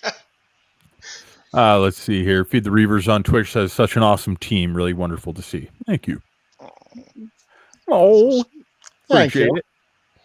Leslie on Facebook says, do any of you have other jobs, businesses, etc., or is this all that you do? No. So, Lindsay? Yes. I think my Mike just cut out there for a second. Sorry, guys. Lindsay, you want to start that one? Sure. Yeah. Like I said earlier, I have been working for Joe at Apogee for about 13 years. And so, and with some of the other team members here too, that's work. So that is my other job. Also, right now, homeschooling my children is my other job. But yes, that's what I do in addition to working with CryptoComics. Amy, do you want to list your 62 other jobs? Well, it's not too many other. I mean, I do stuff for Apogee, and whatnot, and do that early in the morning, and then I go to our elementary school and I work with first graders. I'm a teacher aide, and so I'm working with first graders on how to read so that they can read all our comic books. And then I'm a mom, and have to take care of that guy in the middle there, that one. No, not in the middle there, middle of top row. No, not Alice's position. I don't remember who's all the Brady bunches are. But yeah, no, so I don't even get to I do all the logistic stuff for CryptoComics in the evening, actually. So, or very, very early in the morning. I do it when it's dark out. That's when I do it. There you go. Funny, we're usually working when it's dark out as well. Most of the time, this time of year, seems like. It's always dark this time of year. So Ben, what about you? This is all basically this is what I live for. So I'm in it. Nice. You guys are awesome. I love working with you guys. Thank you. Likewise. Thank you, Ben. Nothing else I can think of doing. So, but I do tinker around at home. I do. You guys already know I'm a home chef. Best damn cheesecake I've ever had in my life. All right, I'm on my way. I gotta go, guys. I love cheesecake. I actually made a lasagna right before here, so lasagna was done while this meeting was on. CryptoComics was going. So now I'm starving. Thank you. You're welcome. Some of us didn't eat before the stream. Oh, that's why I said I wasn't going to be on the stream unless I was done cooking. I got done cooking. Made it. What about you, David? David, you muted yourself. Oh, he's muted. Okay. On live. Gotta love it. Got that habit from the dev meetings. Yeah, this is my job, and I wouldn't have it any other way. Nice, and everybody's already heard our stuff. This isn't about me and Jared. So Jared doesn't get to spotlight his 62 jobs right now. I wouldn't do it even if you asked me to. And the next comment is literally Dominic. I believe Jared has 3 businesses. I only remember the name of 2. Sean Keenan's coming in from chat. Hi, Sean. Hey, Sean, what's up, man? Hey, what's up, Sean? We got Valerie Finnegan saying hello. Hello, Valerie. Hi, Valerie. We've got Chris Grimm on Facebook. Hey, Sean. I took my first programming class this semester, C++, and I loved it. Yay. Very cool. Oh, excellent. C++ is a great language to start with, that's for sure. Yeah. Feed the Reavers says yar. Probably be able to figure out everything else. We've got Martin Kuhn on Facebook saying, hello, Joe. Sean Keenan on Facebook again saying, CryptoComics team rules. Thank you, Sean. You rule. Oh. Yeah, Sean was on last night. It was a great show. I had a lot of fun. So thank you again, Sean. Yeah, and Comics to Movies saying, I'm back again. Hey, everyone. Sorry, I'm trying to get through them really quickly here, guys. So yeah, that kind of catches us up with chat. If Jared can quit clicking. What? Yeah. I just wanted the team to know that they are amazing. There's nothing wrong with Thank you, that. comics and movies. Thank you, Sean. Is it premature, or did you want me to try to figure out screen share and You wanna do it? You weren't going to say Yes. anything unless you said through something that little first, buddy. landmark event? So this is the sort of thing that doesn't really seem like much because, frankly, you're in a work zone. So there's sawdust on the floor, and everything else that's in a work zone. So try not to cry too much as you watch the saw blade go straight through my thumb. So we'll see what happens. Move your thumb away from the saw blade. Right. So That's better for ratings. Let him go. Wait, Amy, why did you shake your head no when he said to move the thumb away? She's just let it go. Just let it go. There are stories, but I do have all of my fingers. You can ask Andrew. You could ask Tony. There's people you can ask. Speaking of losing thumbs, but anyways. So there's been a lot. Here's the deal. We don't want to give away too much secret sauce before we have things launched and stuff like that. We're actually solving some things in blockchain that not necessarily all of these things have been solved that well, or even solved for that matter. It's not necessarily that they're hard things to solve. You get an engineer and you're applying to it and whatnot. Either way, yeah. So there are some things that I think are of some merit there, for sure. Actually, one of the things that we're doing is Ethereum gas is quite expensive these days, and it's volatile. It can go up and down and all around. I'm 100% a supporter for Ethereum. The currency itself, the idea of being able to run code on a blockchain and verify that nobody cheated the system, that the code ran consistently, so on and so forth. Awesome. You could build an application, in our case, a DApp, a distributed application, that guarantees security. You can look at the blockchain, you can know that transactions haven't been cheated, so on and so forth. There's a whole lot of value there. But Ethereum itself gets really bogged down, and CryptoKitties was an example of that kind of going awry until things got relatively under control. But then DeFi recently has made it go really awry. So that was yet another one of the hurdles. I mentioned we've hit many hurdles. That was one of the hurdles that we ran into. Aside from one of the first ones, is the fact that you actually can't write a very big program to go on the blockchain. It has to be very small. So I actually had to write a system that allows us to have a much larger program by dividing the program up into many other programs that you can then run from that main program. Anyways, we actually do have to drop down to assembler language to do that, which was fun stuff. I actually wrote almost none of that code. Other people had written really great examples. I give them credit in my code. They deserve it. But I did actually modify it to suit our purposes. So it doesn't necessarily resemble what it was. Either way. So we created our own sidechain to Ethereum, and that's what companies are doing for this sort of situation. The beauty of this is we get to, you can deposit into our sidechain your Ethereum. It's like depositing into our wallet. We did not create a new currency. We are fundamentally against that, at least at this point. The SEC is against it for the most part, at least at this point. And I value my freedom more than I value money, although I definitely like money.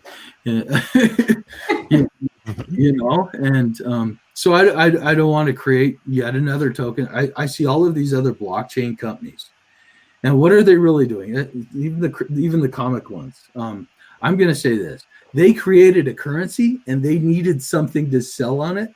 So what they're really trying to do is sell their currency in most of these cases, in my opinion. We are really trying to solve the market of.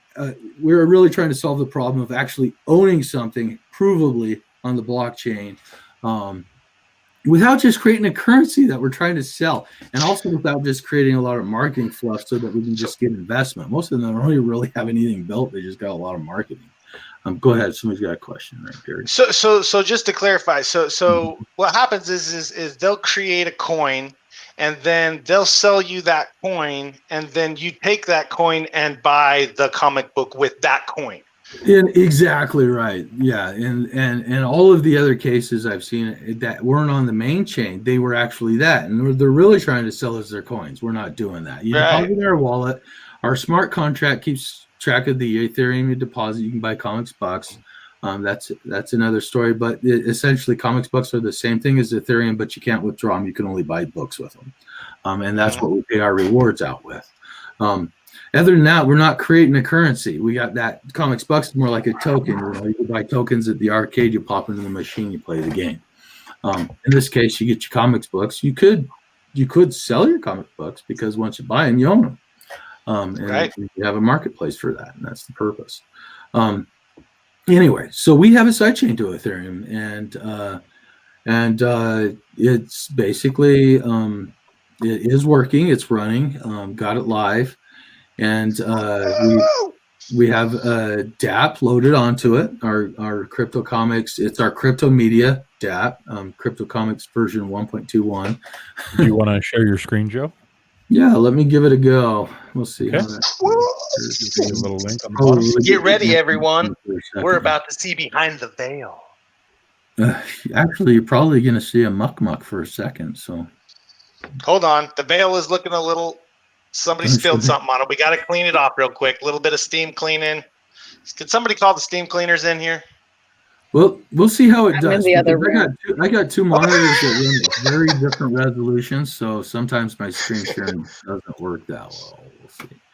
We'll see here. That's all right. You want to fuzzy it up a little bit. We can't be showing too much of the secret sauce's recipe. You know what I'm saying? Yeah. I hate how you guys call it the secret sauce, man. No, difficult that is to work with marketing. It's fry sauce, man. The secret sauce is fry sauce. We no longer name anything after anyone on the team. After FryCons. It's not happening. Show menu, John Box, FryCons. Yep. Yeah. No told okay, you. So we're going to go ahead and bring up Joe's screen here now, guys. We'll see if we can see that. Alrighty. Well, we'll see. I don't know if you guys can see my screen. I guess you can tell me. We sure can. Yeah, we can. We can see it now. Actually, don't show anything crazy. You can probably see it. Oh, I love that. I love your don't go onto social media, please. Guess what it is, Jared? It's the I can't remember the car, but it's Bob cruising in that yellow. I think it's a Cadillac, isn't it? It's a Bel Air. Bel Air. Yes. It's like one of my favorite pictures, Amy. So awesome. Except, well, I love the Bob helmet. That one's on my fridge. The magnet. Okay, that you sent me, Jared, we all love Amy's Bobs. But sorry. Show us something. I'm sorry, Joe. I apologize. Sorry. Me and Amy were having a moment. Go ahead. No, you're okay. So this is the basic DApp right now, and one of the things is I've had to change up the functionality so many times in the DApp. I got sick of rewriting all of this over and over and over.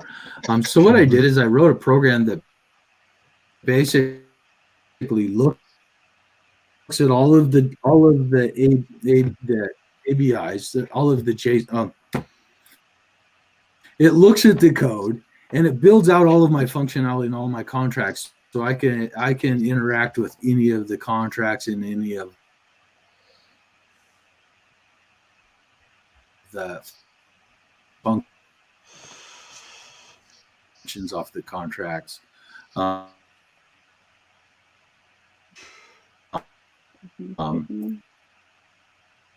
I think your audio is cut. Please rate. He's buffering. Yeah. I'm still the internet. Sorry. I have to kick all my kids off the internet whenever I do this show. So And anyway, this is why Joe. That's kind of what you're looking at here. Hey, Joe, can you hear us? I'm not sure if he's actually able to hear us right now, guys. Oh, he lost it. No. It's that blizzard. No. It's that blizzard. This is it's exactly not. what he told us was going to happen, guys. This is incredible. You know, Joe said a few times that if we tried to do this on the live stream, something was going to happen. Yeah. And I sat there saying, it won't. It works perfect. Every time we use it, Joe, everything is fine. And now I look like a liar. No, Fry, you don't look like a liar. You look like a fool, but not a liar. Don't worry, buddy. Got you. Joe, please don't tase me. Please. Don't tase me, Joe. He's not going to tase you. He's going to try it again, right, Joe? Don't tase me, Give it bro. a second go, Joe. Give it a second go, Joe. So yeah, did you see the screen? I don't know. So I was. There we go. I can put your screen up. through our Vegas servers, so hopefully everything still works. Yeah, I actually didn't intend to leave the VPN on while we were doing all kinds of streaming, so maybe that's why. Hopefully it works better now. Ooh. Maybe. Sorry, things were spinning. Okay, so right now, basically, I know you're kind of looking at the basic interface. Lots of improvements still to do here, but that's actually a relatively easy part of the process. So first thing we're going to do is we're going to publish, and this is something that we do as CryptoComics. We'll have the authority to be able to publish. We set up basically a ticker symbol. In this case, it's Snell to Snell. Let's say max copies. We kind of want to do a lot of these. You want like 100,000 or 1 million copies? I don't know. This will actually pull straight out of the system. That's when it's set up. But we'll throw on 1 million. 10,000. Owner goods 41. Already know that. And let's say, and this is actually in Wave still rather than Ethereum, which is a very base currency of Ethereum. It's just a small translation thing. It's one of those things I got to do as we're actually going through and doing the interface for public usage. I'm just going to write out the asking price is 1 through 0. We're going to hit go. We'll see what happens. It will take a second. This is part of the no worries.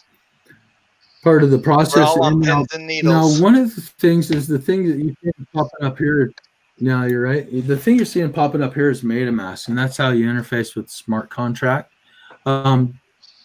It's a really cool system, but I wouldn't consider it the best user experience. So we're actually going to make an effort to make it quite a bit simpler and quite a bit easier with CryptoComics.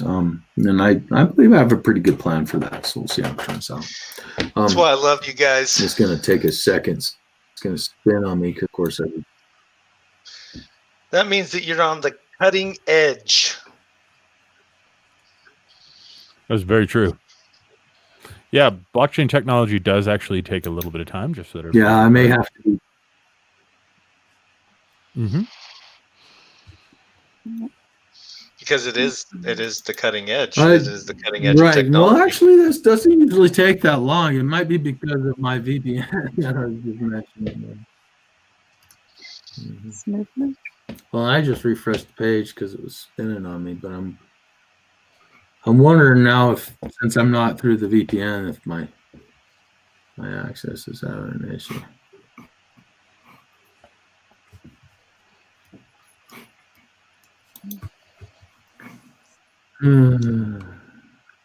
Yep.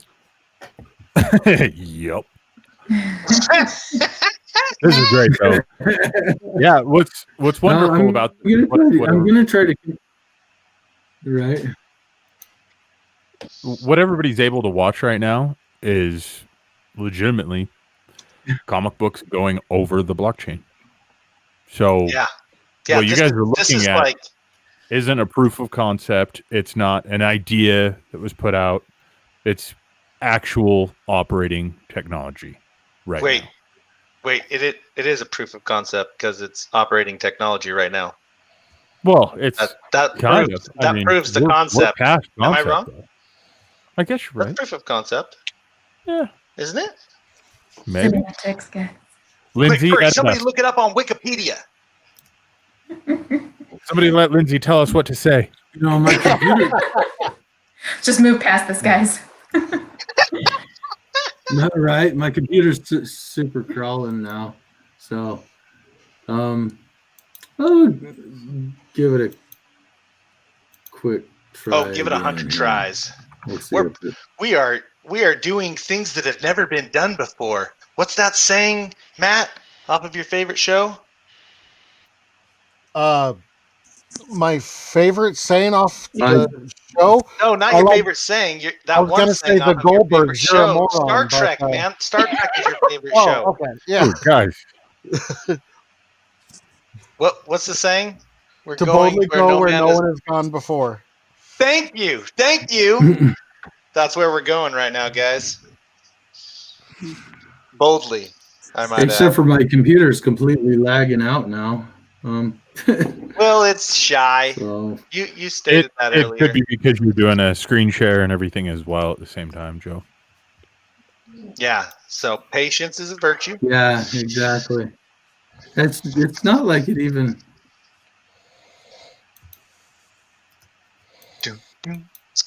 Da, da, da.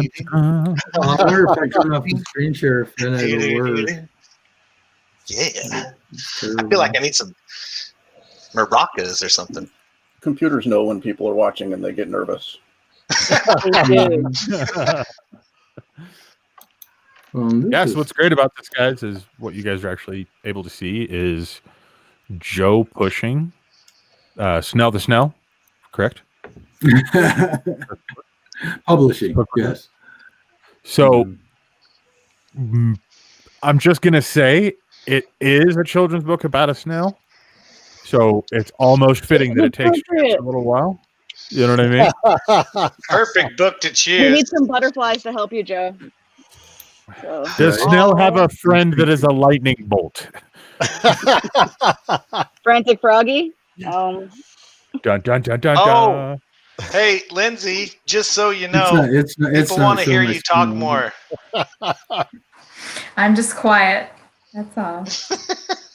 Just wait. I just write everything. Until Matt misspells something in a Facebook post. And then Fry. Hey. In my defense, that has only happened about 10,000 times. So you need to shush, Fry.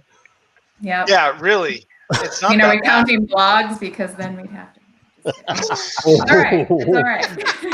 That's why Shots fired. Shots fired. Across the bow. Across the bow. Woo. So beautiful how well this team works together sometimes. I know. We're giving people good vibes. That's good. I always think of us like a dysfunctional family. What? Mm-hmm. I think that actually works. That works pretty well. No one puts Lindsay in the corner. Just Andrew. This is going to be a shirt. I can feel it. Amy's like, yeah.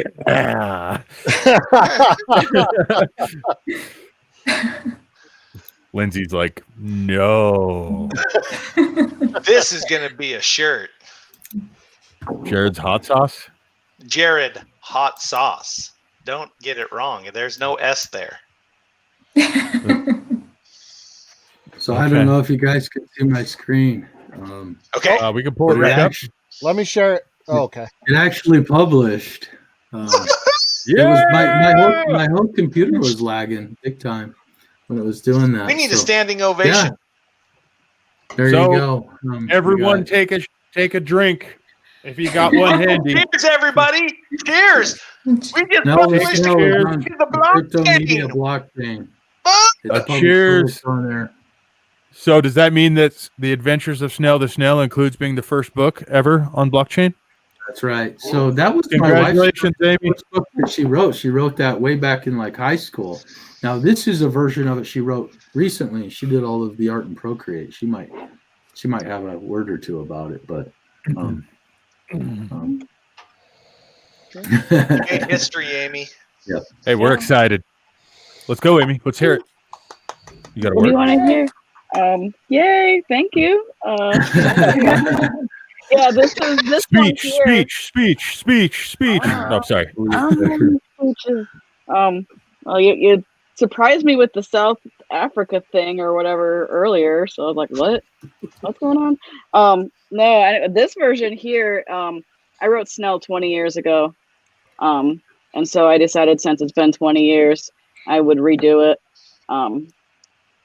for CryptoComics, and this one, all the art is all digital now, so it looks a little bit better. Yeah. Looks awesome. This is so cool. Yep. So everybody that's watching the stream, you guys just watched history being made. You just witnessed history being thank you for made. joining us. Snail the snail. But I will He say, just he snailed it. We still got a lot of work to do. But You had to ruin it, Jared. The landmark. Yeah. What?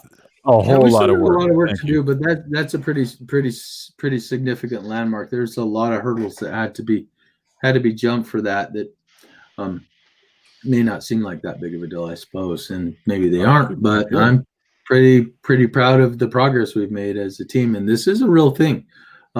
It's a thing that people can make real money with, and it'll be great.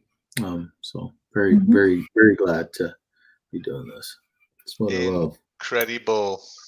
Mm-hmm. Oh my gosh. We just made history.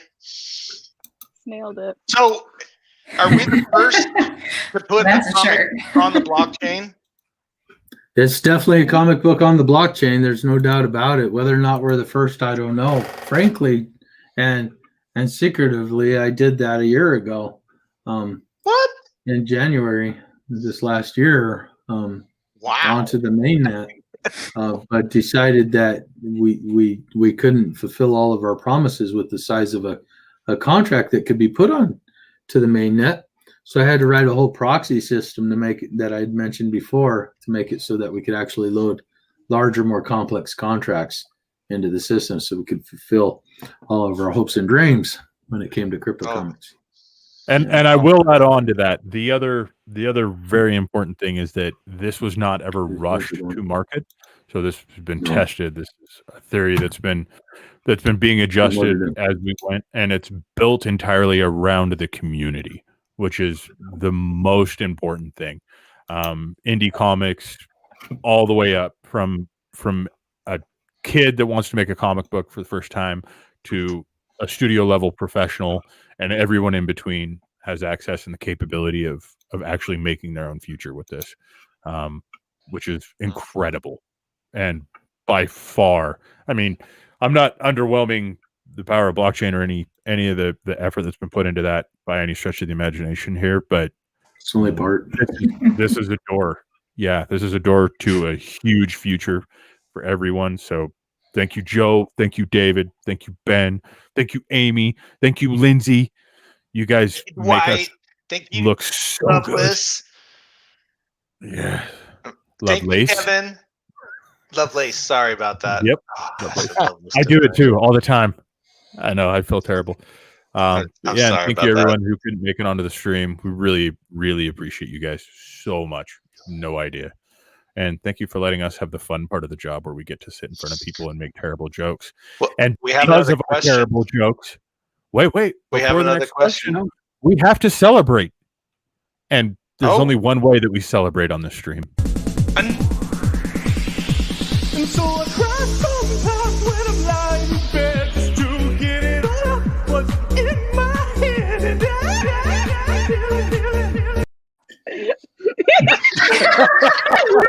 yeah! That was awesome! I'm going to be honest with you. I was hoping to catch Joe because I saw him. He started getting into it. And I was like, this is my chance. And then suddenly. You your job too much. Oh, in like a fraction of a second, I was like, I also want to be able to feed my kids. So I'm going to just move this over to him. Okay, let's get back over onto chat here, guys, because again, the community is the most important thing of all this. So, All right. So Leslie says on Facebook, does the whole team live in the same state or are you spread across the country? That's an easy question. Yep, Yeah, Amy we can got make it. it easy. Watch this. Lindsay, don't say your address or anything like that, please. Anybody. But what time Just zone are you state. in? I'm in Michigan, so I'm in Eastern time. There you go. Amy? Idaho. Idaho? David? Mountain time. Yeah. David, you're muted again. We're going to work on this. That reminds me of Andrew Lovelace, The Office. Almost worry, every I'm in. time he talks, I have to poke him. Like, nobody can hear you. California. California. Sorry. Say that again, Ben. Oh, Las Vegas, Nevada. Woo! There you go. Nevada. So Jared is off in his own little world. I got to tell you. So Yeah. Bob, We measure it by the distance of the solar system at that point. Yep. So, I we am even have actually Nevada Oh. and Hawaii. So Comics to Movie What? says it was a snail of a time. I already showed that one. Let's Funny see. guy, funny guy. I'm not sure if I pronounced this name correctly, but coming in from Facebook, have y'all heard of Matea Knights? It's a new Oh. digital comic whose issue actually trade as a cryptocurrency itself. I have not heard of it. Wow, that's Look into incredible. it. I've seen it. That's It okay. shows up when I search for our name, like I do, just to Really? and So I've So seen that one popping up quite a bit now. That's cool. Good for them. Yep, it good for trades them. the Well, currency itself. So the comic book itself is a currency? That's incredible. Well, I don't think that's what they're saying. I think they're basically saying that they have their own currency, which is kind of what I was talking about. that Oh, I'm gotcha, not gotcha, really gotcha. that big of a fan of. But it's great for them. I hope it really Still works awesome. out. Yeah, most definitely. I hope they do well. It's a great sign when you see that other people also believe that the industry could do well, and they're willing to pour their blood, sweat, and tears into it as well. That's a great sign. Since I have complete confidence we'll do better than them, I really have no issue with it. Well, Get their book they and say that them. Why not? it was published November 28, 2019. So Ooh. That's cool. Okay, so now we go. So that's a comic published to the blockchain then, right? Is it? Or no, isn't it? Is the comic published to the Yeah, blockchain, or I is the currency published to the blockchain, and that's what's used to buy the comic? I'm not sure. We'd have to look yeah, into I'm it. still reading it. Ah, okay. But that could be the case, right? Now they're all like researching. I just started R&D. Yeah, and of course our comic issues can trade as like a currency. I mean, they're not a currency; they're a comic book, and they can be bought and sold for a currency. Right. Now they're backed by blockchain technology, much in the same way that blockchain currency, is backed. It's fortified by the same technology. Oh, right. Ownership is guaranteed, and transfer of ownership is, and not just analogous. It's under the same sorts of processes. And it's by putting the comic book on the blockchain, you basically have an incorruptible ledger that validates the ownership of that basically that you own that comic book. There's some kind of a tracking number associated to it on the ledger, right? Right. So for instance, a currency, at least most currencies in most cases, tend to be a fungible thing. In other words, it's all the same. $1 equals $2 equals $3. For instance, they're all the same. $1 is $1. That's a fungible currency. What we're building is a non-fungible system, and that's and in fact, it's a non-fungible system with a fungible subclass, if that makes sense. So it's actually more complicated, for instance, than like an ERC 721 token, where you just create non-fungible tokens. What you do here, in our case, is you're creating a token symbol, and then copy numbers of it. Copy number 0 is the proof token. It's what you mint off of. So if somebody publishes a token, that's the proof token. That's copy 0, and then you can mint copies off of that. So the next person can come up and buy a mint. So unlike a lot of currencies that get minted elsewhere, they can do the minting process themselves. By buying a copy of copy number 0, it mints you a copy. So long as we haven't gone past the maximum number of copies allowed for that particular token. In this case, Snell the Snell, SNELLTHESNAIL, is the token symbol for this. So in a lot of ways, if you want to think about it this way, we just created a system. So say it wasn't comic books. Say these were currencies. You could say, instead of a comic book, Snell the Snell, I just created Ethereum. And you could have Ethereum copies 0 through 1 million. And you could have Bitcoin copies 0 through 1 million. And you could have some other currency you haven't even made up yet, copies 0 through 1 million, and so on and so forth. Effectively, we've created a system where you can create series of tokens and whatnot. So it's kind of like another step above that in a layer of abstraction. I don't know if anybody else has done what we've done. Frankly, I mean, it's really not that hard to put a smart contract on the blockchain. If you're a regional developer and you've banged your head on the keyboard enough to get a good headache, you can probably figure it out. So anyways, we got it up Probably there. figure It's it out. fun. I like what he And- has to say. Let me tell you what would happen if I tried to figure it out. What matters is that Field of Dreams fallacy that's been mentioned before. We're building a real business around catering to the customers, to the market of the business, and we're trying to do something that I believe is important for the indie market. We're building a framework, a lattice work for them to make the lion's share off of themselves, which means that we're actually connecting the indie market directly to the consumer. Rather than putting an expensive currency in the way that we artificially inflate or we invent and try to make money off of that way, we're putting the comic books to the people and making a system where those creators can sell them directly to their consumers on the blockchain.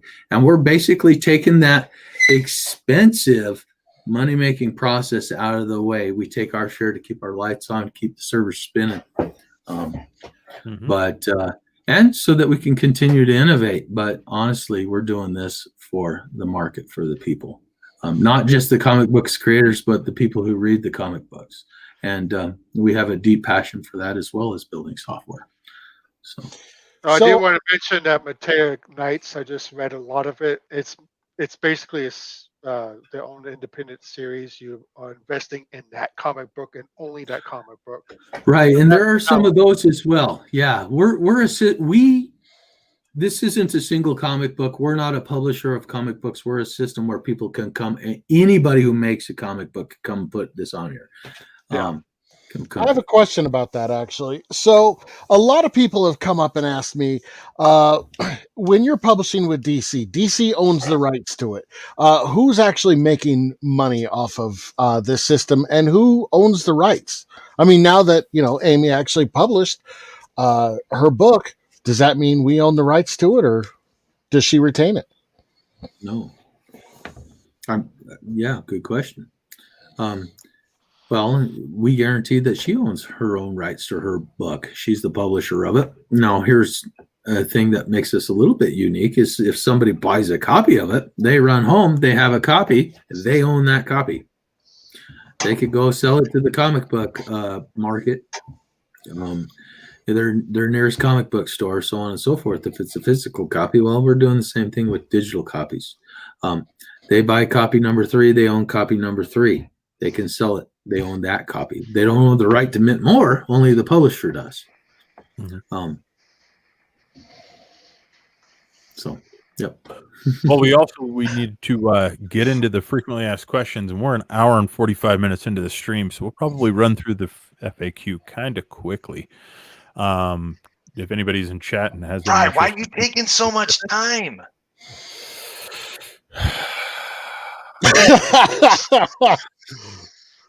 If anyone's got anything specific that you want to ask in chat, make sure you throw it in, and we'll try to do our very best to get to it. But we're going to go ahead and open it up to that. We did mention just a little bit there with publishing and copyright. What I'm going to do is I'm going to kind of open the floor up. So I'm going to ask a question. You guys go ahead and feel free to answer this as you see fit. Lindsay, Amy, Ben, David, as you guys see fit. Is this like Jeopardy? Jared.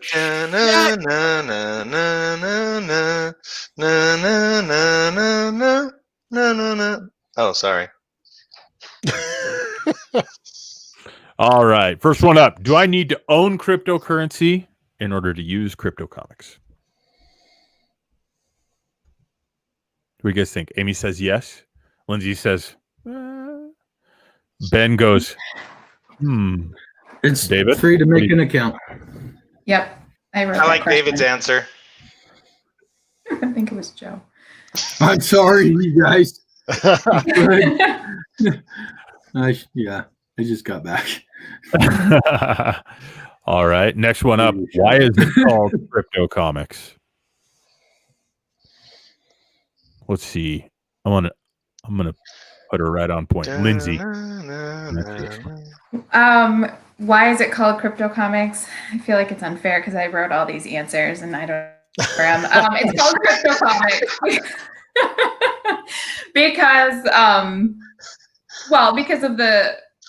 because of the science behind what we're doing, the cryptography, the basis of it all, and that it's cryptocurrency, specifically Ethereum on the blockchain, and so. Also, it's alliteration and it sounds nice. It just flows off the tongue well. So, CryptoComics. Does that answer the question, Andrew? And it made for a cool logo. Just gonna throw it out there. Good logo. What'd you say? I couldn't hear you through your clenching. What was that? I said it also makes for a really cool logo. Oh, yeah. Good logo. Dominic on Facebook comes in asking, during beta, we can add a book to our shelf. I think he's referring to the borrowing system right now. While we're in beta, if I have issue 1 of a book, when you go live, if I purchase that book, will I still have issue 1? Ooh, interesting question. Sorry, no, creators got to eat. Yeah, that's the good hard answer. Yeah. Yes, after we're out of the testing phase and go to live transactions, all of the books that people have borrowed for free right now and have on their shelves will return to the original creators, and you will have to actually purchase it this time. So you're kind of getting a free borrow right now, but then you will have to buy it I have no idea. Just be ready, because you could still own issue 1. Yes, if you purchase you want to be quick for someone else. Better be quick. And I'm here to tell you that there's a few of us on staff that are eyeballing a few of these comics, so you're gonna need to be real quick.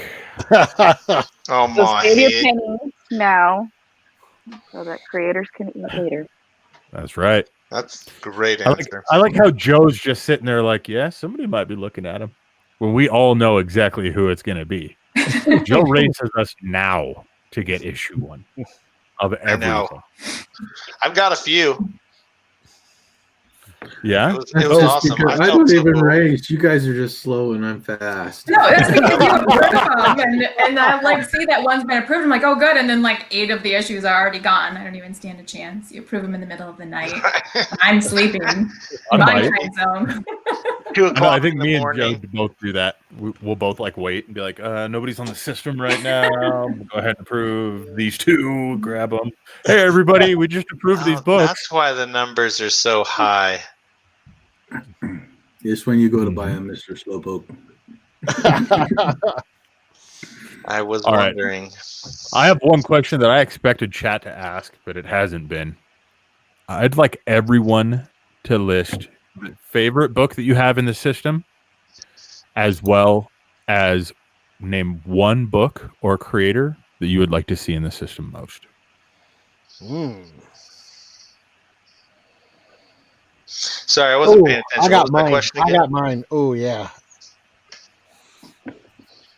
Okay, so Scott Russell, you go ahead. All right. Favorite book in the system has to be 10th Muse. I love it. It just takes me back to the day. And the one creator I would love to see in the system would have to be hands down Alex Ross. Ooh. Okay. All right. Good answer. Ben, do you have an answer for that? He's like, I knew you were going to call on me. I sure did. Do you want me to go first? You want me to go first? I've been threatened, I Ben, love so I it. better go first before somebody steals it from me. Jared, you better say me. I love that. All right, Jared, you go ahead. Okay, so my favorite comic in the marketplace is obviously XCT. He's lying. I'm just kidding. It's XCT because they rule. And It's so fun. And as far as a creator that I would like to see in the marketplace, I think Sean Keenan. I mean, I just wish we could have someone like the caliber of Sean Keenan. Dude. Jared, you got a little brown on your nose. Yeah, there. it's So much. here. Oh, here, let me get that off. No, it's not coming off. Oh. I would just like to publicly state that I am actually the employee who's got a gold slab on the way from Sean. Not Jared. Oh, Fry. That's because just saying, if there's a fan, you got to throw down. Now we know. I ain't throwing There down can with be you, only dude. one winner. I was talking to him the other day, and he's like, "Hey, man, this just arrived at my house." And I'm like, "Well, you probably bought it." And he's like, "Nope, I didn't buy it. What? What are you talking It was about? something from a Kickstarter." You I don't just think buy I stuff don't all know. the Who time knows? from Kickstarters. You're such an I awesome- like to support creators. Yes, I do. You Thank are an Amen awesome to supporter of creators. Okay. You are an Okay. awesome supporter of creators. So, But Joe? see, I don't even know what a gold slab means. Well, you're about to learn, my friend. Joe, You're going to show it to me, huh? who is your favorite book in the system? First of all, name your favorite book in the system, and what creator would you like to see in the system?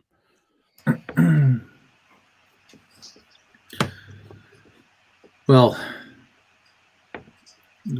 first off, neither of those are easy questions, but I do have answers, I suppose. My favorite book in the system,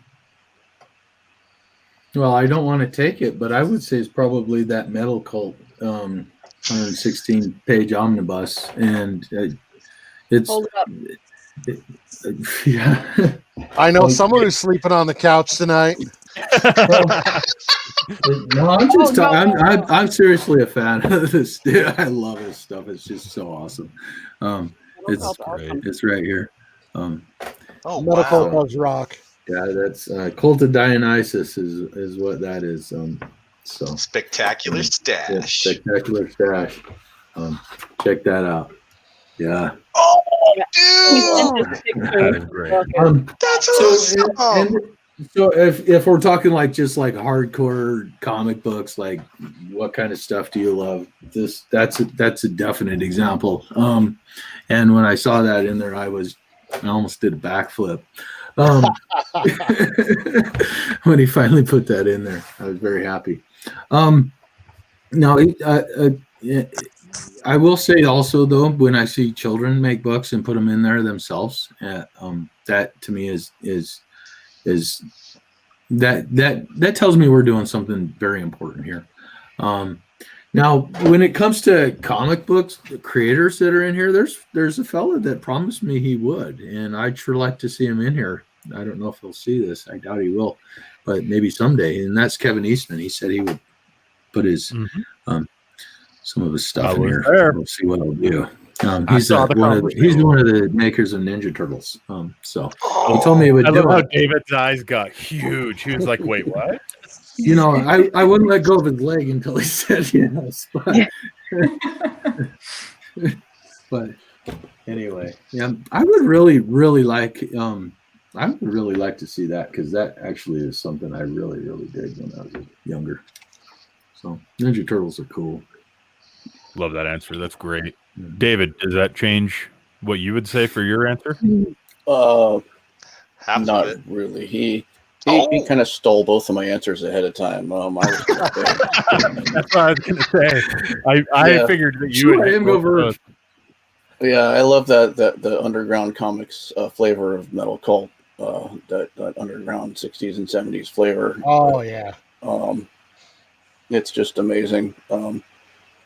And yeah, I was actually going to be pretty close and say Stan Sakai of Usagi Yojimbo. He's hopped from Dark Horse to Fantagraphics to IDW, and maybe you could use another home. We'll take them. Yeah, we'll take it. Lindsay, Amy, either you guys like to go? I mean, Amy, you can't choose your own book, by the way. That was not fair. Why? It kicks butt. It does, but I'm trying to help promote other creators as well. I only create or promote the What best. if your own book is your favorite? You can't be lying, you know. I don't know if my own book Exactly. is my favorite, so I don't know if my own stuff is my favorite. I just throw it out there. No, I like Gemma's stuff a lot. So Temerity and Elder, I really like those ones. Let's see. There's just so much in the system that I like, and so it just depends on like, oh, what have I just read, or what's more recent in my memory. So that's a really hard question. And in terms of who I want to see in the system, I don't know. Everyone. I love everyone. that answer. And I don't want just big people. I want little people. I want my students in the system. I want your kids in the system. I want your neighbors in the system, because everyone is unique and different and all has their own. Everyone has something to say, and I think this is just a good platform that everyone can say something. So there we go. Lindsay? You can't follow that answer, Amy. Should have been there. I guess I was gonna say I like Gemma's stuff as well, the romance, but I also really like Valerie Finnegan's books because of the history. I love history, and so the military history books that she does are great. And then a creator I'd like to see in the system, I assume one who's not. I mostly read like graphic novels with my kids, and I really love, and I don't know if I'm pronouncing his name properly, even Ben Hatke. He does like Zeta the Space Girl series, and he has like a lot of fabulous like children's books that we love. So I would love to see him in the system. That's wonderful. Ben, you didn't get a chance to answer yet. You're muted. Yeah, no, I just saw that. I went the wrong route on that. But anyways, there's a lot of different comics in there that really interested me. But when I saw Chad Harding got on here, I was like, oh, cool. I like his drawings and everything. So it's like awesome. As far as someone to get on here, I think Frank Miller. He's still alive. He's still doing some good stuff. Come on. I mean, he's done Batman. I'm like, come on, Sin City 300. So he's got some great comics in there. So I mean, if he got on here, then jeez. He's a cool guy too. I just want to have a couple of beers with him. So. Oh yeah. All right, Jared. That's a good one. What? You don't want to answer? No, he's all quiet now. He doesn't know who he likes. Me? Yeah. I already answered. Yeah. Okay, can you answer without somebody telling you what to say in chat? Oh, you want me? Oh, okay. Okay, so it's really hard. It's really actually really hard to pick a favorite, because I mean, you start off and you go, oh, there's Dreamkeepers and Roundhouse Hooligans and then there's Relics, and I mean, there's so many. I agree with Amy. It's like, what have I looked at recently? There's so many good comics. It's so awesome to have so many awesome creators that have contributed so many great works to us to be able to do what we're doing, you know. And I guess that my favorite is every single comic that's in this marketplace, because every single creator made that sacrifice with us to contribute those comics to us while we're in beta. And I mean, without them, we wouldn't be where we're at, you know? So I guess I'm really like, my favorite is just all of them. Every single creator that has brought something into this marketplace for us is just so wonderful and so awesome and so awesome, because you know, this is how they make their living, this is how they feed their families, and for them to put those books in our marketplace, especially where we're so infantile as we're developing through things and figuring out these problems and stuff that this amazing team has been doing. Every single creator in this marketplace is my favorite creator in comic book. Every single one. You jerk, you're gonna make me cry. I'm so thankful, dude. I'm so thankful. Like I can't begin to tell you just how thankful I am to each and every one of them, and every comic that's in there. Hero Story, you know, there's just so many. There's just so many great comics. So many great people that we've been able to meet and get to know. And you know, that's my real answer is I appreciate each and every comic that's been put into this marketplace currently. It just incredible. And when you go, I remember starting at the beginning and there was nothing in there. You know, there was no comics in there. And then we got one in there, and then we got two in there, and you know, and then a couple of months later we had like 5 or 6 in there, you know, and it was slowly, and I can't remember who I said it to. I was like, man, you know, it'd be a nice problem is when we have too many comics in here that you just can't read them all in a day. And now it's like you can't read them all in a month, man. We have so many amazing creators, so many amazing comic books. So that's my answer for that question, is definitely every single comic in this marketplace. Who would I want in the marketplace?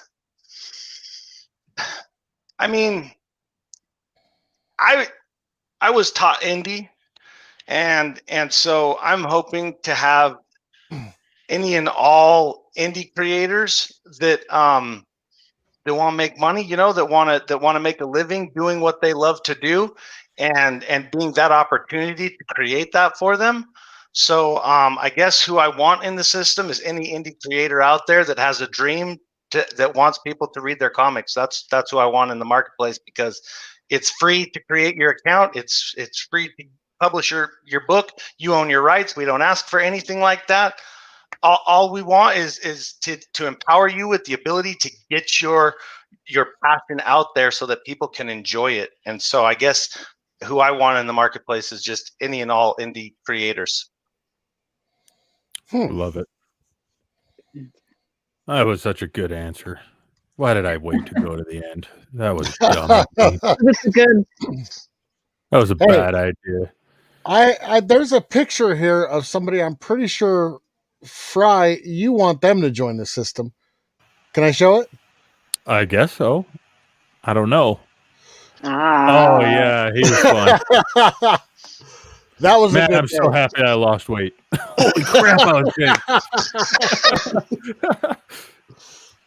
That dude was scary, but very fun to have breakfast with. Yeah, Tony Todd. Say that.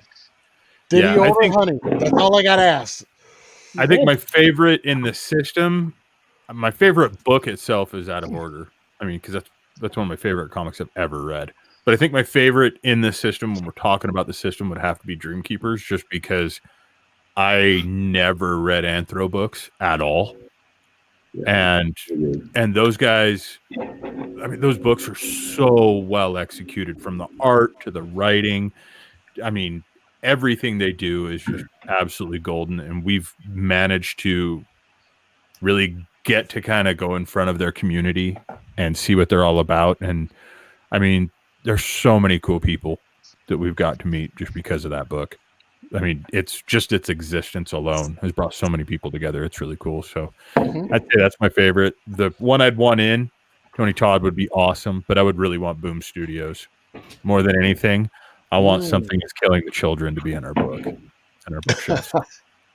That book is awesome. I know it sounds really dark, I'm sorry, but it is a fantastic book, and I want to see that in the system. So that's my goal. Wonderful. So with that, we've been streaming for just over 2 hours now. Thank you, everybody that's been on the stream. Thank you, everybody that's been in chat. I will say that, like Lindsay, she lives back east, so it's getting real late. She's got kids that are probably upset with her. So we're going to go ahead and close this out. Leslie on Facebook says, you all, the team and the creators, have built an amazing community with this, and the hard work definitely shows. It's been amazing to watch over the last few years. Oh, thank you, Leslie. Thank you. That's cool. Oh, and then Hazen Cruz says, Dreamkeepers cured my depression. Wow. You know what? Like, that's cool. Yeah, I would love Dreamkeepers. That's such really a great the master story. storyteller. He really is. Agreed. So we're going to go ahead and close this out. And thank you again, everybody on stream. Thank you for being here, guys. Thank you, team. Thank you for making this possible. The CryptoComics Nation wouldn't be here without all of you dreamers. I just wanted you to know that. And with that, make sure you share the video out, like, subscribe, hit the little bell for the notifications for when we go live. Make sure to watch out, because next week we're coming back real hard with some real big stuff. Oh, I can't wait. Really? You're coming back real hard with some real big stuff, huh? Yep. So tune in on Monday for a lot of announcements. We are about to go very, very heavy. Are we about to go ham? We are. Oh my gosh. Sliced we're or some big things, and breaded? we're looking forward to it. So make sure you guys are with us. We'd love to have you along. And with that, thank you guys for watching. Take care of each other. Bye. Hasta la pasta.